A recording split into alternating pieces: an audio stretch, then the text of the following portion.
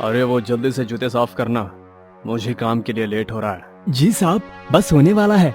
ये लीजिए आपका जूता, 10 रुपए हो गए।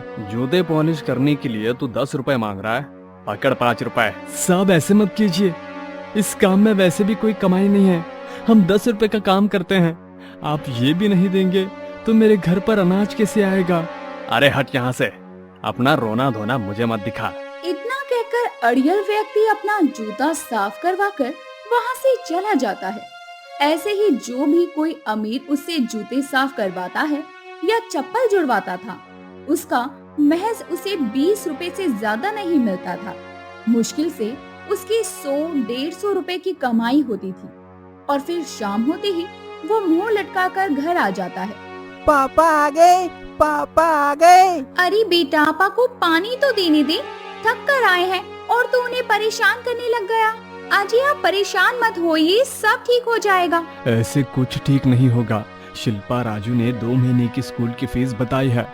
मैंने सोचा था इस बार जमा करके दे दूंगा, लेकिन अभी कुछ हासिल नहीं हो रहा है। ऊपर से भैया दूज आने वाला है।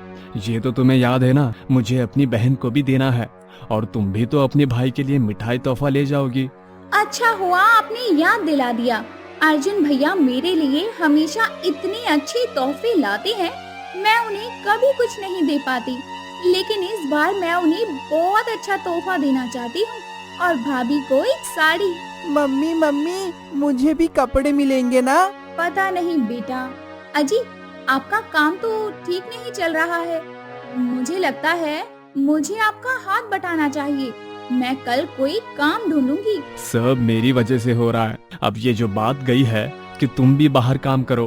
पुनीत जी, आप यही सोचते हैं कि सारी जिम्मेदारी आपकी है। मैं भी तो आपकी हूँ ना। अब मुझे भी अपने परिवार के लिए कुछ करना है। आइए खाना खा लीजिए। कुछ देर बाद वो सभी खाना खाकर सो जाते हैं। गरीबी का कहर घर पर ऐसा टूटा था कि पुनीत को नींद तक नहीं आ रही थी। ऊपर से भाई दूज मनाने की अलग परेशानी थी। अगले दिन शिल्पा काम की तलाश में इधर उधर भटकती है, पर उसे कोई भी काम नहीं मिलता। इतने में पड़ोसन अमृता आकर कहती है, अरे शिल्पा, कैसी है? मैं ठीक हूँ, आप बताइए, आपका आना कैसे हुआ? अरे मैं तो अपने घर पर बुलाने आई थी तुझे। कल मेरी बेटी का संगीत है, कोई मेहंदी लगाने वाली नहीं मिल रही। अच्छा होता तू मेहंदी लगा देती, क्योंकि तूने पहले भी तो लगाई थी ना। अरे हाँ, आप निश्चिंत रहिए, मैं कल समय से आ जाऊंगी। फिर अमृता वापस चली जाती है। वहीं पुनीत दूसरों के जूते दिन रात पॉलिश करता है। अगले दिन शिल्पा अमृता के घर चली जाती है और संगीत के फंक्शन में उसके हाथों में मेहंदी लगा देती है, जिसे देखकर अमृता कहती है, अरे वाह शिल्पा, तूने तो पहले से भी अच्छी मेहंदी लगाई है। मैं तो कहती हूँ तुझे काम शुरू कर देना चाहिए। कमाई की कमाई हो जाएगी और तू अपनी कलाकारी भूलेगी भी नहीं। हाँ जी, आपने मेरी मेहंदी बहुत अच्छी लगाई है। रक्षाबंधन का सीजन आ रहा है। अगले 2 हफ्ते तक मार्केट में सब लोग बहुत मेहंदी लगवाते हैं। आप तो पूरी कमाई कर सकती हैं। मौका अच्छा है, फायदा उठा लीजिए। सच, अगर मैं मेहंदी लगाऊंगी तो मेरा मुनाफा हो जाएगा।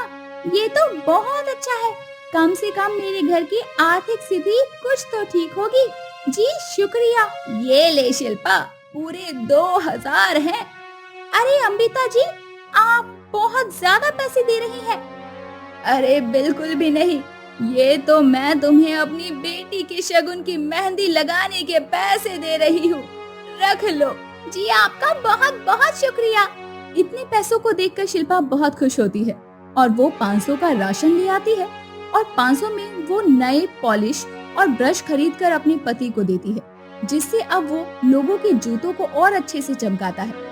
खाना बनाते वक्त शिल्पा पुनीत से कहती है, अजी आप तो जानते हैं कि मेहंदी लगाने से मुझे 2000 रुपए मिले। मुझे कितने अच्छे से मेहंदी लगाने आती है, तो बस मैंने तय कर लिया है कि अब मैं रक्षाबंधन के पैसे में मेहंदी लगाकर ही जमा करूंगी।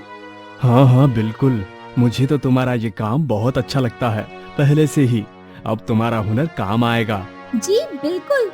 माँ मुझे भी आपकी तरह मेहंदी लगानी सीखनी है। अरे बेटा पहले पढ़ाई कर ले, फिर मैं तुझे सब सिखाऊंगी। हाँ बेटा, शिल्पा जाओ, तुम मेहंदी की कौन खरीद कर ले आओ। कल से तुम्हें मेहंदी लगानी है ना। जी मैं बाजार की मेहंदी यूज नहीं करूंगी, यहाँ पास में ही मेहंदी का पौधा है, उसी के पत्तों को खुद लाकर पीस कर उससे मेहंदी लगाऊंगी। अरे भाई, ये तो बहुत अच्छा आइडिया है। फिर शिल्पा पास में ही मेहंदी के पत्तों को तोड़कर ले आती है और उन्हें पीसकर कोन में भर लेती है और अगले दिन से बाजार में बैठकर मेहंदी के लिए आवाज लगाती है, आइए आइए मेहंदी लगवा लीजिए, सिर्फ 100 रुपए में दोनों हाथ पर ऑर्गेनिक मेहंदी लगवाइए। भाई बहन के भैया दूज के शुभ अवसर पर सस्ती मेहंदी लगवाइए। अरे वाह, इतनी सस्ती और ऑर्गेनिक मेहंदी वाली मेरे लगा दीजिए मेहंदी। जी बैठिए।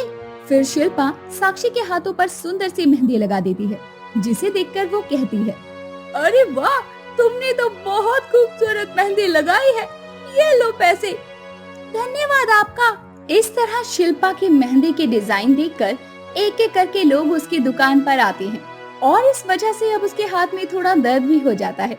लेकिन शिल्पा की मेहंदी लगाते ही उसकी काफी अच्छी कमाई होती है और करीब 1 हफ्ता बीत जाता है और उसके पास काफी पैसे जमा हो जाते हैं, जिससे वो अपने घर का राशन ले आती है और कुछ पैसों से भाई भाभी और अपने बच्चे के लिए कपड़े खरीदती है। अरे शिल्पा बहन, आपने उस दिन बहुत अच्छी मेहंदी लगाई थी ना मेरी पड़ोसन के, और अब तो मेरी जेठानी भी आई है, आप इनको भी मेहंदी लगा दीजिए, क्योंकि फिर 2 दिन बाद भाई दूज है, तो टाइम नहीं मिलेगा ना आपको भी, हमें आज ही लगा दीजिए। अरे बिल्कुल बिल्कुल, आइए बैठिए। फिर शिल्पा उन दोनों औरतों के हाथों पर सुंदर सुंदर मेहंदी के डिजाइन लगाती है। इससे वो काफी ज्यादा मशहूर हो जाती है और उसकी भैया दूज मनाने की समस्या भी लगभग खत्म हो चुकी थी और अब भाई दूज का दिन था। हे भगवान, मुझे तो बिल्कुल भी टाइम नहीं मिला, भैया किसी भी वक्त आते होंगे, जल्दी से गोला, कलावा और मिठाई खरीद लेती हूँ। सुनिए भैया, जरा 1 किलो रसगुल्ले और घेवर दे दीजिए। माँ मेरा भी भाई दूज बनेगा ना, क्या मामा के साथ निशा आएगी? हाँ बेटा, निशा आ जाएगी, ये ले, उसको तो गुड़िया दे दी ना, पर छोटे बच्चे अभी से भाई दूज नहीं मनाते। नहीं नहीं माँ, मुझे तो मनाना है। और माँ, और ये गुड़िया तो बहुत अच्छी है, निशा को पसंद आएगी, ले लीजिए ना। हाँ बेटा। फिर शिल्पा भाई दूज की सारी खरीदारी कर घर पर खाना बना देती है। तभी शिल्पा के भैया भाभी अर्जुन और श्वेता आ जाते हैं। अरे मेरी प्यारी बहन कैसी है? नमस्ते जीजा जी। और राजू कैसे हो? पढ़ाई लिखाई कर रहे हो ना? हाँ मामा जी। भैया आप आ गए, कब से इंतजार कर रही थी। आइए भाभी, बैठिए ना। अरे दीदी क्या बताऊँ आपको, रास्ते में बहुत जाम था, भैया दूज की वजह से हम तो सुबह के निकले हुए थे। अच्छा, और कैसे हैं आप साले साहब? अरे निशा बिटिया दिखाई नहीं दे रही है, कहाँ है? ये रही मौसी, मैं राजू के लिए चॉकलेट लेने गई थी। चलिए फिर भाई दूज कर लेते हैं, भैया मुहूर्त निकल रहा है। अब शिल्पा अपने भाई के तिलक करके उसे कलावा बांधकर उसके हाथ में गोला थमाती है, भैया भाभी को मिठाई खिलाती है और फिर दोनों बच्चे नोक-झोंक करने लगते हैं। ओए चुपचाप बैठ जा, वरना मैं तेरी चॉकलेट खा जाऊंगी। अच्छा ठीक है, लगा टीका। निशा भी अपने भाई के कलावा बांधकर उसे गोला देती है और फिर उसे मिठाई खिलाती है। अब राजू उसे तोहफे में गुड़िया देता है। इस तरह गरीब मेहंदी वाली शिल्पा अपने भाई की आर्थिक स्थिति को ठीक कर अपने भाई के साथ खुशी खुशी भैया दूज का त्योहार मनाती है और उन्हें अच्छे तोहफे देती है। तो दोस्तों, हमारी ओर से आपको भाई दूज की खूब शुभकामनाएं।